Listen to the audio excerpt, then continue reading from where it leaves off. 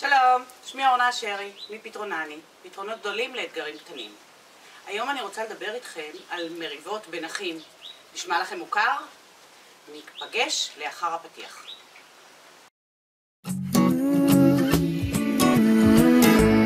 Ain't nothing better than watching you smile.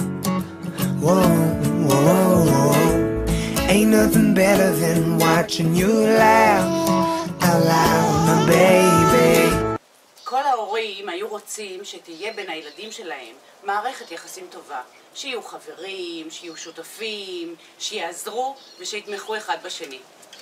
מערכת יחסים טובה בין אחים היא אחת התשתיות החשובות ביותר למערכות יחסים בחיים. הילדים לומדים דרכם להתמודד עם קונפליקטים, לשאת ולתת, להתעקש ולוותר, וכל ילד לומד את המקום שלו בחיים, והוא גם לומד להכיר את האיכויות שלו ואת העוצמות שלו.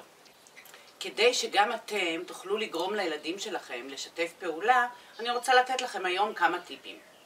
אז הדבר הראשון שאני מציעה הוא לא להתערב בשום אופן במריבות בין הילדים. לתת להם להסתדר בעצמם. אפשר להביע למשל אמון ביכולת שלהם ולומר להם, אנחנו בטוחים שאתם יכולים למצוא פתרון שיהיה הוגן לשניכם או לשלושתכם. הדבר השני שאני מציעה הוא לא לשפוט, לא לבקר ולא לקחת צד. ואם כבר התערבתם, פשוט אל תנקטו עמדה. אתם יכולים לומר, לא חשוב מי התחיל, תסתדרו ביניכם. אל תעשו השוואות ואל תיצרו תחרות בין הילדים שלכם. ואם לדוגמה אחד מהילדים קיבל ציון פחות טוב מאחותו, אל תגידו לו, עמית, אם היית משקיע בלימודים כמו מאיה, היית מקבל ציון טוב יותר. הגורם העיקרי למריבות בין האחים הוא תשומת הלב של ההורים.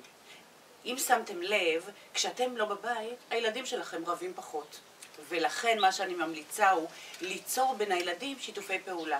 לתת להם משימות משותפות, לעודד אותם כל הזמן על העשייה המשותפת ופשוט להעצים אותם. אתם יכולים לומר להם למשל, מאוד משמח אותי לראות אתכם משתפים פעולה. או כל כך נעים לי לראות אתכם מסתדרים ביחד. אם אהבתם את הסרטון שלי, אני מזמינה אתכם לעשות לי לייק ולשתף עם החברים שלכם בפייסבוק. ואם נתקלתם בבעיות דומות, אני אשמח לשאלות, לתגובות או לשיתופים. ואם עדיין לא קיבלתם את סדרת הטיפים שלי לשיתוף האווירה בבית, אתם מוזמנים להירשם לאתר שלי, והטיפים יגיעו ישר למייל שלכם. נתראה בסרטון הבא. ביי!